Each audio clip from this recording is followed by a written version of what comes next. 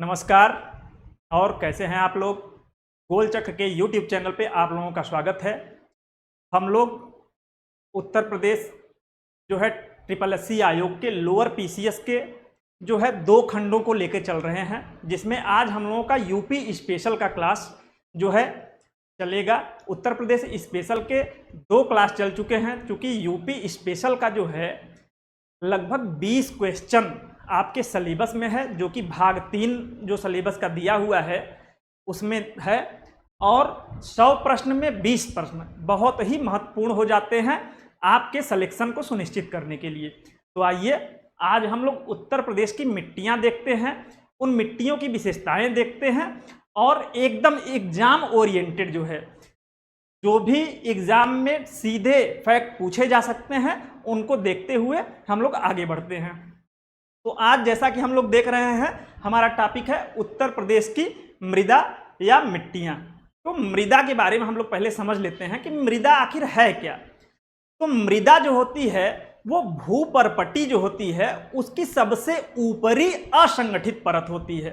ठीक है, भूपर्पटी की सबसे ऊपरी असंगठित परत, जिसमें कार्बनिक पदार्थ, अकार्बनिक पदार्थ तथा अनेक खनिज तत्व पाए जाते हैं, जो कि पौधों एवं वनस्पतियों के विकास के लिए सहायक होती हैं।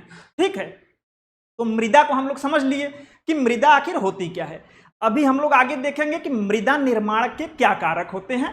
किसी भी स्थान की मृदा को जो है कौन कौन से कारक हैं जो कि प्रभावित करते हैं। जैसे मूल चट्टान, जिस जगह पे मृदा का निर्माण हो रहा है वहां की मूल चट्टान कैसी है, वहां की जलवायुविक दशा कैसी है, यानी कि वहां पे वर्षा तापमान की स्थिति क्या है, वहां पे जो है ढाल की पोजीशन क्या है, वहां पे वायु अपर्दन और जो है जलीय अपर्दन का क्या प्रभाव है।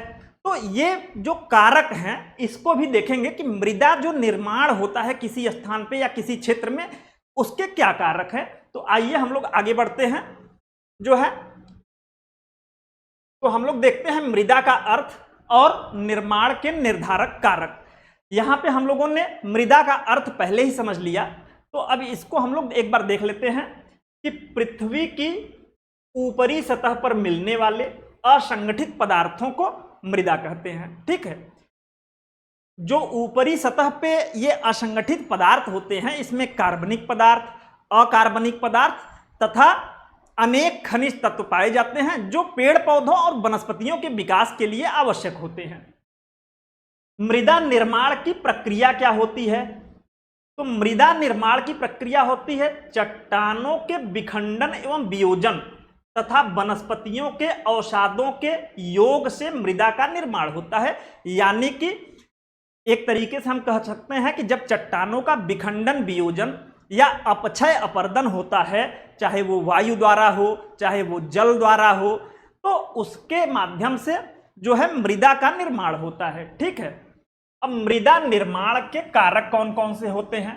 तो मृदा निर्माण का जो सबसे प्रमुख कारण होता है वो होता है पैतृक पदार्थ, यानी कि किसी स्थान पर किस प्रकार की चट्टानें हैं, जिस प्रकार की चट्टान होगी वहां की मृदा उसी प्रकार की होगी। दूसरा जलवायु दशाएं, यानी कि वर्षा और तापमान, ये भी मिट्टी के निर्माण में सहायक कारक की भूमिका निभाते हैं। ढाल की तीव्रता, उस स्थान पे पाई जाने वाली वनस्पतियां। ठीक है, और समय, यानी कि मृदा निर्माण ये अल्पकालिक और दीर्घकालिक दोनों ही कारकों पर निर्भर करता है। दीर्घकाल में जब मृदा का जो है अपक्षय अपर्दन होता है तो धीरे धीरे मिट्टी का निर्माण होता है। तो ये मृदा निर्माण के प्रमुख कारक हैं। अब हम लोग आते हैं उत्तर प्रदेश की प्रमुख मृदा के बारे में, और यहां से जो भी क्वेश्चन एग्जाम में आ सकते हैं उसको देखते हुए आगे बढ़ते हैं। तो उत्तर प्रदेश में मृदा का भौगोलिक वर्गीकरण हम लोग देख लेते हैं। तो हमने इसके पहले वाला जो यूपी स्पेशल का क्लास लिया था उसमें बताया था कि उत्तर प्रदेश को 3 प्राकृतिक प्रदेशों में बांटा गया है। ठीक है, पहला बताया था कि भाबर एवं तराई प्रदेश। ठीक है, भाबर एवं तराई प्रदेश। दूसरा बताया था गंगा यमुना का विशाल मैदान, और तीसरा दक्षिण का पठारी भाग। ये हमने देखा था कि उत्तर प्रदेश को 3 भौगोलिक प्रदेशों में बांटा गया है। तो उत्तर प्रदेश की जो मृदा है हम उसको भी 3 भौगोलिक प्रदेशों में बांटकर आगे देखेंगे कि किस भौगोलिक प्रदेश में किस प्रकार की मृदा पाई जाती है और उसकी क्या विशेषताएं हैं। तो पहला हम लोग देख लेते हैं पर्वत पदीय मृदा, यानी कि जो हमारा भाबर और तराई प्रदेश फैला हुआ है सहारनपुर से लेके कुशीनगर महाराजगंज तक। तो इस प्रदेश में जो मिट्टी पाई जाती है उसको कहते हैं पर्वत पदीय मृदा। इसमें मुख्य रूप से 2 प्रकार के क्षेत्र हमने देखे थे, एक था भाबर क्षेत्र, दूसरा था तराई क्षेत्र। ठीक है, यहां पर ऊपर वाली पट्टी जो होती है उसको हमने बांटा था भाबर क्षेत्र में। ठीक है, भाबर, और नीचे जो पट्टी पाई जाती है दलदली पट्टी जिसमें जल का जमाव रहता है उसको तराई क्षेत्र। तो भाबर और तराई, तो पर्वत पदीय मृदा में हम लोग देखेंगे कि भाबर क्षेत्र में किस प्रकार की मिट्टी पाई जाती है और तराई क्षेत्र में किस प्रकार की मिट्टी पाई जाती है। ठीक है, इसके बाद हम लोग देखेंगे ये जो गंगा यमुना के विशाल मैदान की मृदा है इसको देखेंगे। गंगा यमुना के विशाल मैदान में मुख्य रूप से जलोढ़ या काप मिट्टी पाई जाती है। ठीक है, कैसी मिट्टी पाई जाती है? जलोढ़ या काप। अभी हम लोग इसकी विशेषताओं को भी देखेंगे। और तीसरा जो डिवाइडेशन है उसमें हम लोग देखेंगे दक्षिण के पठार की मृदा। इसे बुंदेलखंडी मृदा भी कहते हैं क्योंकि दक्षिण के पठार पे लगभग 7 जिले हमारे आते हैं जो कि बुंदेलखंड का हिस्सा हैं, जिसमें ललितपुर, झांसी, जालौन, हमीरपुर, बांदा, महोबा, चित्रकूट, ये 7 जिले याद रखिएगा। इसके अलावा दक्षिण के पठारी भाग में ही हमारा बघेलखंड के पठार आता है जिसमें मिर्जापुर और सोनभद्र का जिला आता है। और इसके अलावा इलाहाबाद के कुछ एरिया जैसे करछना तहसील, मेजा तहसील और चंदौली का चकिया क्षेत्र आता है। अब हम लोग इन मृदाओं की विशेषताओं को बारी बारी से एक एक करके देखते चलते हैं। पर्वत पदीय मृदा, तो हम लोग जो है जानते हैं कि जो भाबर क्षेत्र है शिवालिक से सटा हुआ एक पतली पट्टी के रूप में पूरे उत्तर प्रदेश में सहारनपुर से लेकर महाराजगंज तक फैला हुआ है। ठीक है, भाबर क्षेत्र में क्या है कि मोटे बालू के कण वाली मृदा, कंकड़ पत्थर वाले मैदान पाए जाते हैं। ठीक है, तो मोटी बालू, कंकड़ और पत्थरों से निर्मित यहाँ की मृदा होती है। इसी कारण इस क्षेत्र में, भाबर क्षेत्र में, नदियां क्या हो जाती हैं? वो विलुप्त हो जाती हैं। ऐसा प्रतीत होता है कि जैसे नदी यहाँ पे आके गायब हो गई हैं क्योंकि यहाँ बड़े मोटे मोटे पत्थर पाए जाते हैं। यहाँ की जो विशेषता है, जल धारण क्षमता इस मृदा की सबसे कम होती है। नदियां यहाँ पत्थरों के बीच में विलुप्त हो जाती हैं।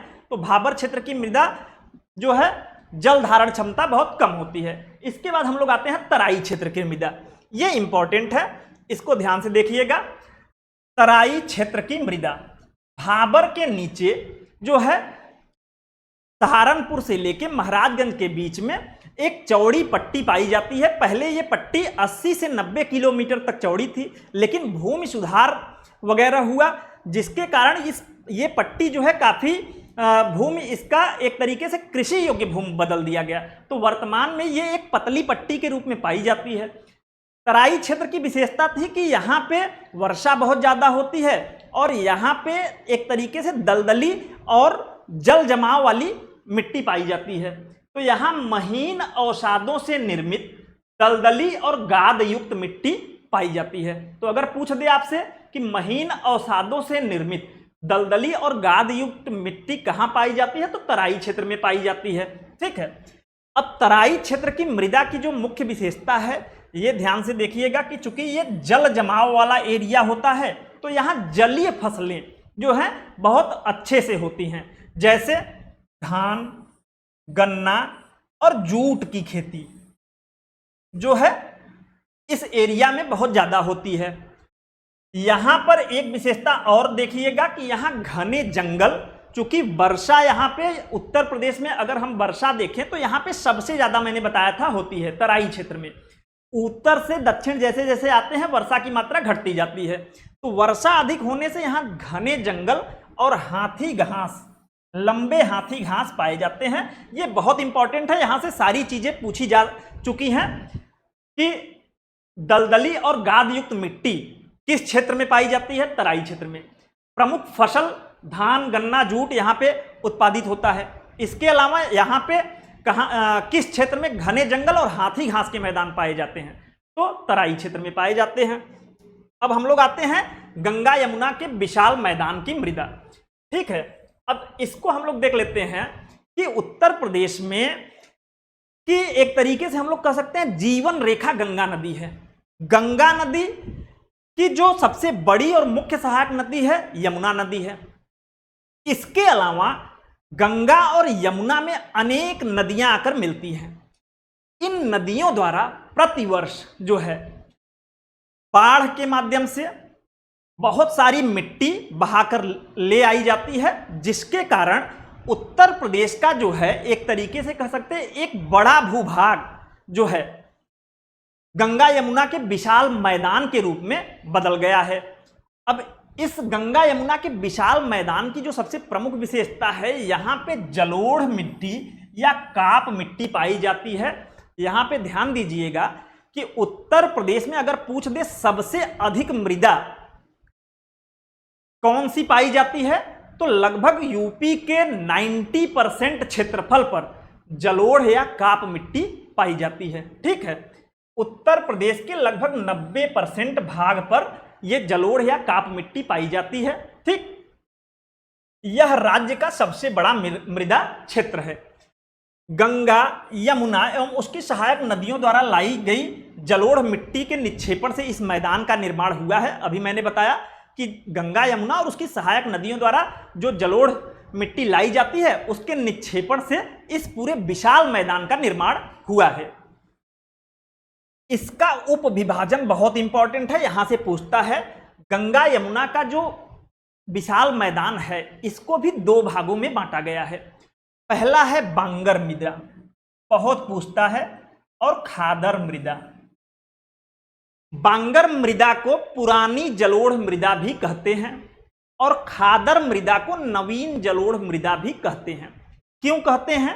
अब यहां से मैप में समझ लीजिए कि जो बांगर मृदा होती है ये नदियों द्वारा जब बाढ़ का पानी लाया जाता है उसके थ्रू जो मिट्टी आती है तो एक तरीके से जमते जमते एक ऐसा ऊंचा क्षेत्र बन जाता है जहां फिर बाढ़ का जल नहीं पहुंच पाता। तो इसीलिए इसको पुरानी जलोढ़ मिट्टी कहते हैं, क्योंकि लाई तो गई है ये नदियों द्वारा ही, लेकिन अब यहाँ पे बाढ़ नहीं आता है। तो ये देख ले सकते हैं आप कि ऊंचाई वाला ये एरिया होता है। ठीक है, बांगर मृदा। खादर मृदा ये नदी का जो तटवर्ती एरिया होता है जहां प्रतिवर्ष, ये वाला एरिया जहां प्रतिवर्ष बाढ़ आती है और हर साल नई मिट्टी लाई जाती है नदियों द्वारा, तो ऐसे मिट्टी को खादर मिट्टी कहते हैं।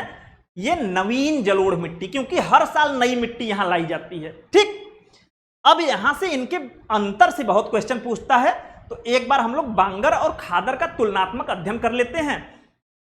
तो यहां पर हम लोग देखते हैं कि जो बांगर मृदा है इसे पुरानी जलोढ़ मृदा कहते हैं। ठीक है, पुरानी जलोढ़ मृदा कहते हैं।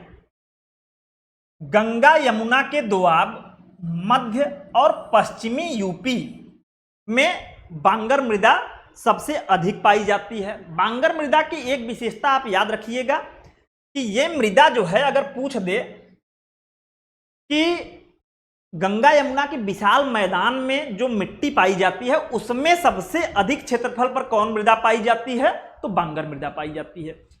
लेकिन अगर इसी का पूछ दे खादर मृदा के बारे में, तो खादर मृदा सबसे ज्यादा उपजाऊ मृदा होती है। ठीक है, सबसे ज्यादा क्षेत्रफल पे कौन है, तो क्षेत्रफल पे बांगर है, और उपजाऊ कौन है, उपजाऊ खादर है। अब हम लोग इसके अंतर को देख लेते हैं। तो पुरानी जलोढ़ कहते हैं बांगर मृदा को, गंगा यमुना के दोआब में ये पाई जाती है, पूरे मध्य यूपी में पाई जाती है और पश्चिमी यूपी में पाई जाती है। ठीक है। बांगर मृदा की एक विशेषता है कि इसमें कंकर युक्त, ठीक है, कंकर यानी कैल्शियम कार्बोनेट जो है पाया जाता है। पूछता है किस मृदा में कंकर पाया जाता है या कैल्शियम कार्बोनेट पाया जाता है, तो बांगर मृदा में। ठीक।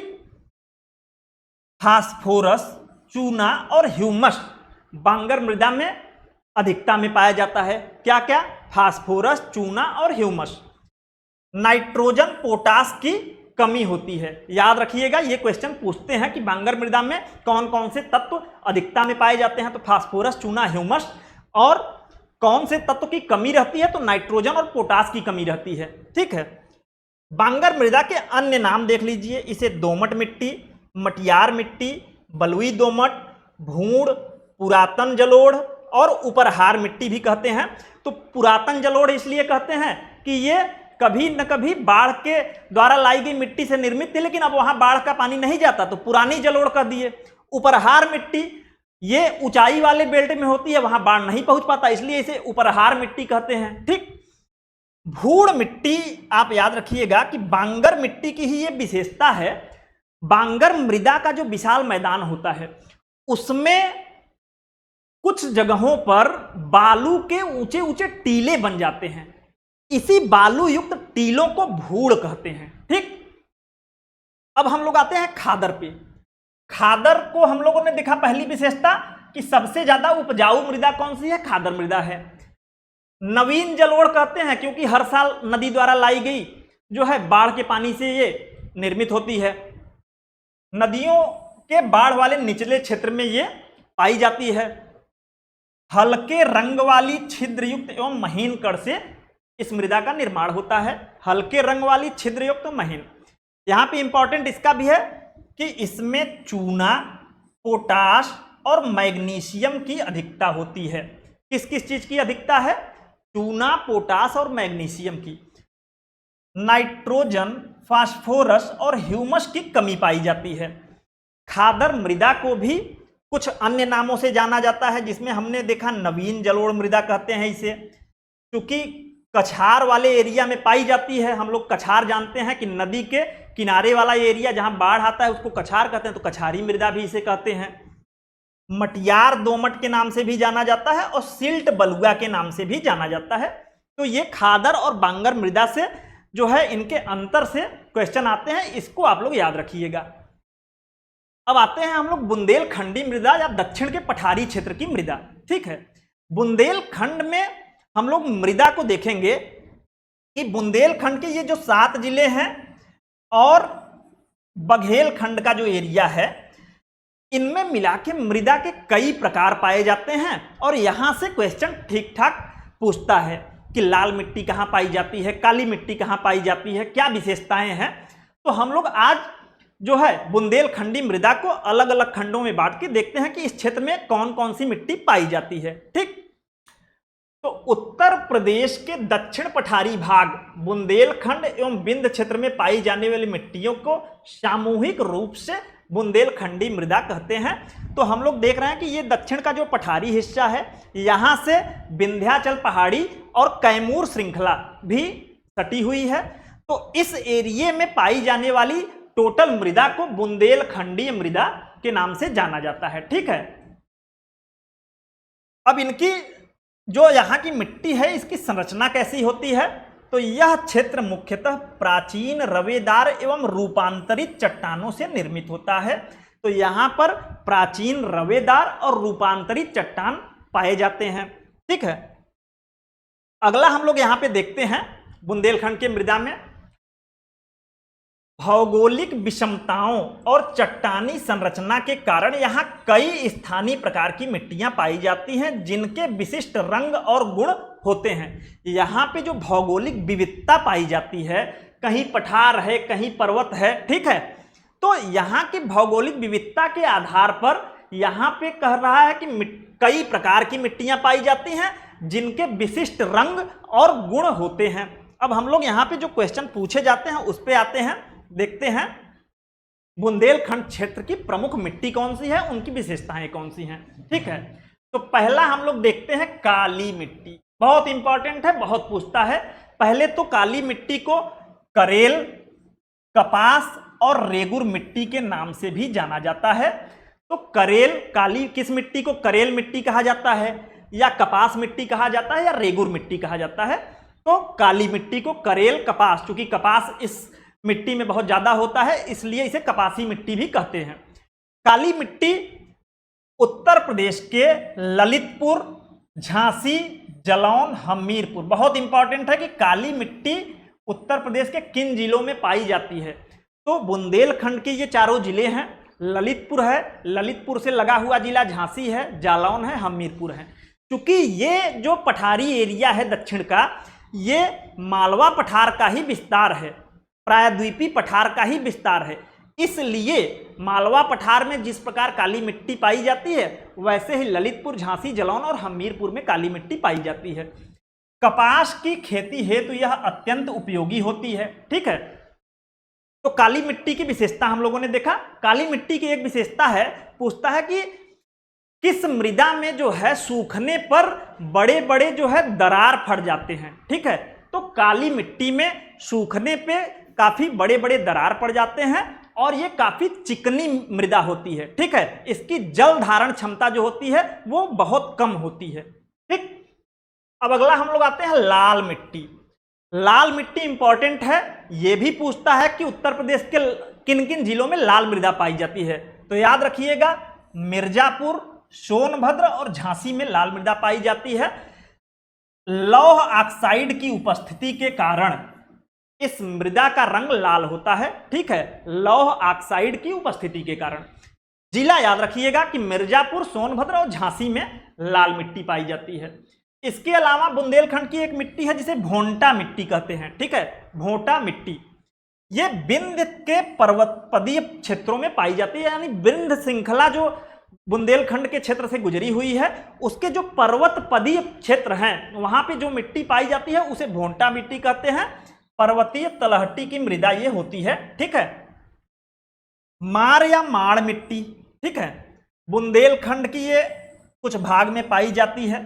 ठीक है, मार या माड़ मिट्टी जो है बुंदेलखंड में पाई जाती है। ये काली मिट्टी की तरह चिकनी, सिलिकेट लोहा एवं एल्युमिनियम की अधिकता होती है। इंपॉर्टेंट है मार मृदा। तो यहाँ पे पहले तो यही इंपॉर्टेंट है, यहाँ से पूछ सकता है कि लाल मिट्टी किस क्षेत्र में पाई जाती है, बुंदेलखंड क्षेत्र में। भोंटा मिट्टी बुंदेलखंड क्षेत्र में, मार मिट्टी बुंदेलखंड। अब इसमें से जो जिला वाइज पूछेगा, काली मिट्टी का जिला, लाल मिट्टी का जिला, ये आपको याद होना चाहिए, ये किन जिलों में पाई जाती है ये पूछता है। ठीक है, हम लोग मार मृदा पे थे, बुंदेलखंड में पाई जाती है। यहां पे हम लोगों ने देखा ये चिकनी मिट्टी की तरह ही, काली मिट्टी की तरह चिकनी होती है। सिलिकेट लोहा एवं एल्युमिनियम की इसमें अधिकता पाई जाती है। राकर मिट्टी पठारी ढलान पर पाई जाती है, कम उपजाऊ एवं पथरीली भूमि वाली मिट्टी होती है। ठीक है, राकर मिट्टी। इसके अलावा हम लोग देखते हैं पड़वा मिट्टी, हमीरपुर और जालौन जिलों में पाई जाती है। यमुना नदी के जो यमुना नदी जो है गुजरी हुई है उसके उत्तरी हिस्से में जो है हमीरपुर और जालौन में जो मिट्टी पाई जाती है उसे पड़वा मिट्टी कहते हैं। लाल व काली मिश्रित मृदा, ये झांसी, मिर्जापुर और सोनभद्र, हमने अभी देखा लाल मिट्टी भी मिर्जापुर, सोनभद्र, झांसी में थी और लाल व काली मिश्रित मृदा भी झांसी, मिर्जापुर, सोनभद्र में है। मिश्रित गुणों वाली ये मृदा होती है। इंपॉर्टेंट यहाँ पे है दो चीजें कि बुंदेलखंड में कौन कौन सी मृदा पाई जाती है, यहां से नाम देके क्षेत्र पूछ सकता है, और काली मिट्टी की विशेषता और लाल मृदा, इनके जिले और विशेषताओं से क्वेश्चन बनते हैं। ठीक, अब आगे हम लोग आते हैं उत्तर प्रदेश की विशिष्ट एवं अन्य मृदाएं। ये भी इंपॉर्टेंट है, पूछे जा चुके हैं एग्जाम में। तो पहला हम लोग देख लेते हैं टर्शियरी मिट्टी। टर्शियरी मिट्टी जो है, हमारा जो भाबर और तराई वाला प्रदेश था उसमें शिवालिक के एकदम निचला हिस्सा जो होता है जिसे पर्वतपदीय एरिया कहते हैं, वहां पर पाई जाती है टर्शियरी मिट्टी। ठीक है, और टर्शियरी मृदा की जो विशेषता होती है वो याद रखिएगा कि यह मिट्टी चाय की खेती के लिए उपयुक्त मानी जाती है। इंपॉर्टेंट है, पूछा जा चुका है कि उत्तर प्रदेश में कौन सी मृदा चाय की खेती के लिए उपयुक्त होती है? तो टर्शियरी मिट्टी कहां पाई जाती है? शिवालिक के गिरिपदीय प्रदेशों में। ठीक, इसके अलावा ऊसर भूमि, ऊसर भूमि हम लोग जानते हैं कि ऐसी भूमि जहां पर फसल वगैरह का उत्पादन नहीं होता। इसका पहले तो नाम याद रख लीजिएगा कि ऊसर भूमि में जो मिट्टी पाई जाती है उन्हें रेह, बंजर या कल्लर नाम से उत्तर प्रदेश में अलग अलग जगहों पर जाना जाता है। कुछ जगहों पर रेह, कुछ जगहों पे बंजर और कुछ जगहों पे कल्लर। तो रेह, बंजर, कल्लर किस मृदा की जो है, किस भूमि की विशेषता है? तो ऊसर भूमि की विशेषता है। ठीक है, यह लवणीय एवं क्षारीय प्रकृति की मृदा होती है। ठीक है, तो ऊसर भूमि।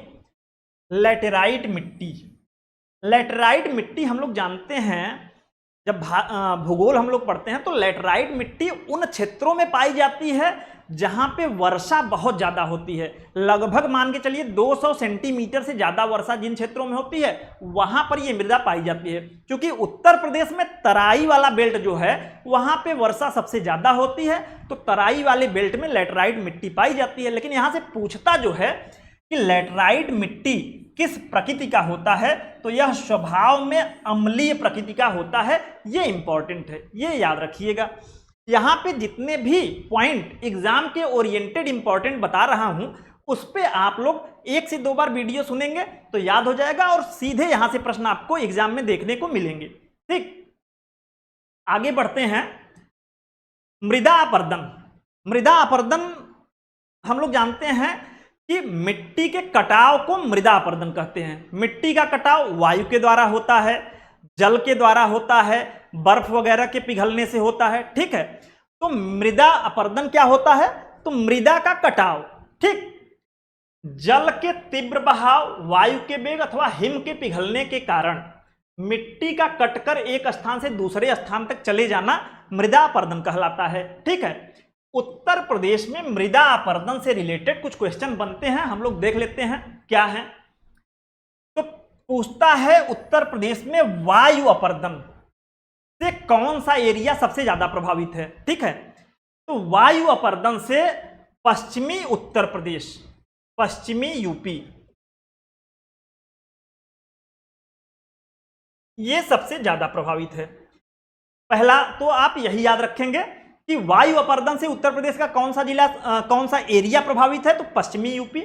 अभी हम लोग देखेंगे पश्चिमी यूपी में मेनली आगरा और मथुरा जिला, ये वायु अपर्दन से सबसे ज्यादा प्रभावित है। यहां पे वायु द्वारा मिट्टी का कटाव सबसे ज्यादा हो रहा है पश्चिमी यूपी के आगरा और मथुरा जिलों में। ठीक है, इसके अलावा जलीय अपर्दन। ठीक है, उत्तर प्रदेश में जलीय अपर्दन बड़े पैमाने पर देखने को मिलता है, क्योंकि पूरा उत्तर प्रदेश गंगा और यमुना और उसकी सहायक नदियों के जाल से एक तरीके से निर्मित है। तो नदियों द्वारा जो है मृदा का कटाव भी किया जाता है। तो जलीय अपर्दन 3 प्रकार का हम लोग देखेंगे, परत अपर्दन, रील अपर्दन और अवनालिका अपर्दन। यहां पे हम लोग एक बार समझ लेते हैं कि ये परत अपर्दन, रील अपर्दन और नालिका अपर्दन का मतलब क्या है। तो परत अपर्दन का मतलब हो गया कि मिट्टी की पूरी परत, जैसे कि अगर बाढ़ वाला एरिया है, खास करके हमारा जो मध्य और पूर्वी उत्तर प्रदेश है, यहां पे अधिकतर बाढ़ वाले एरिया में पूरी की पूरी ऊपरी मृदा की सतह ही गायब हो जाती है, तो इसे परत अपर्दन कहते हैं। रील अपर्दन ये मुख्य रूप से जो दक्षिण का बुंदेलखंड का पठार है वहां पर देखने को मिलता है। यहां पर नदियां जब बहती हैं मानसून के सीजन में और नदियों में जल भराव होता है, और मानसून के सीजन में जब वर्षा बहुत ज्यादा हो जाती है तो छोटी छोटी नालियों के माध्यम से जो है मृदा का कटाव होता है। ये जो छोटी छोटी नालियां बनती हैं इसी को रील कहते हैं, रील अपर्दन। ठीक है, किस एरिया में होता है? तो याद रखिएगा रील अपर्दन बुंदेलखंड क्षेत्र में होता है। और नालिका अपर्दन जब वर्षा या नदी के जल में बाढ़ आती है और बड़े पैमाने पर ये छोटी नालियां बड़े खड्डों में बदल जाती हैं, तो ऐसे अपर्दन को अवनालिका अपर्दन कहते हैं। अवनालिका अपर्दन मेनली चंबल नदी तंत्र हम लोग जब पढ़ेंगे तो वहां पर देखेंगे कि अवनालिका अपर्दन वहां पर सबसे ज्यादा होता है। अवनालिका अपर्दन में याद रखिएगा कि बीहड़ का निर्माण होता है, ठीक है। खासकर उत्तर प्रदेश का इटावा जिला अवनालिका अपर्दन से सबसे ज्यादा प्रभावित है। आगे हम लोग इनकी विशेषताओं को भी देख लेते हैं। वायु एवं जलीय अपर्दन, ठीक है। वायु अपर्दन में हमने सब बताया कि पश्चिमी यूपी सबसे ज्यादा वायु अपर्दन से प्रभावित है, और मथुरा और आगरा जिला, अगर पूछ दे कि उत्तर प्रदेश का कौन सा क्षेत्र वायु अपर्दन से सबसे ज्यादा प्रभावित है तो पश्चिमी यूपी। कौन से जिले सबसे ज्यादा प्रभावित है तो मथुरा और आगरा। जलीय अपर्दन, ठीक है। जलीय अपर्दन में हमने 3 प्रकार के अपर्दन देखा। परत अपर्दन, यानी कि ये परत अपर्दन वाला एरिया है, लगभग मध्य और पूर्वी यूपी का जो एरिया है यहाँ पे परत अपर्दन देखने को मिलता है। हाँ, उत्तर एवं पूर्वी क्षेत्र में सर्वाधिक है। इसे किसान की मौत भी कहा जाता है। परत अपर्दन में क्या होता है कि मिट्टी की ऊपरी पूरी परत मिट जाती है, जिससे जो उर्वर मिट्टी होती है वह बहकर एक स्थान से दूसरे स्थान चली जाती है, इसीलिए इसे किसान की मौत कहा जाता है, ठीक है। रील अपर्दन, ये दक्षिणी प्रदेश यानी कि बुंदेलखंड क्षेत्र में पाई जाती है, ठीक है। अब हम लोग यहां पर देख लेते हैं। रील अपर्दन में हमने बताया छोटी नालियां जो है होती हैं, अवनालिका अपर्दन में गहरी नालियों में ये बदल जाता है, खड्डों में बदल जाता है या बीहड़ों में बदल जाता है। तो पूछ देगा बीहड़ किस अपर्दन का जो है विशेषता है, तो अवनालिका अपर्दन का विशेषता है। छोटी नालियां रील अपर्दन की विशेषता है, ठीक है। तो अवनालिका अपर्दन में बीहड़ का निर्माण होता है। अब हम लोग देख लेते हैं कि यहां पर ये जो एरिया है ये रील अपर्दन से सबसे ज्यादा प्रभावित है। यहां छोटी छोटी नालियों का निर्माण पाया जाता है। लेकिन अवनालिका अपर्दन, ये चंबल नदी जो जाती है, चंबल नदी जो है ये अवनालिका अपर्दन सबसे ज्यादा उत्तर प्रदेश में करती है, ठीक है। जब जल का बहाव तेज होता है तो वह मिट्टी काटकर गहरी नालियां बना देता है, जिससे कृषि भूमि ऊबड़ खाबड़ होकर बीहड़ में बदल जाती है, ठीक है। सर्वाधिक प्रभावित क्षेत्र कौन सा है?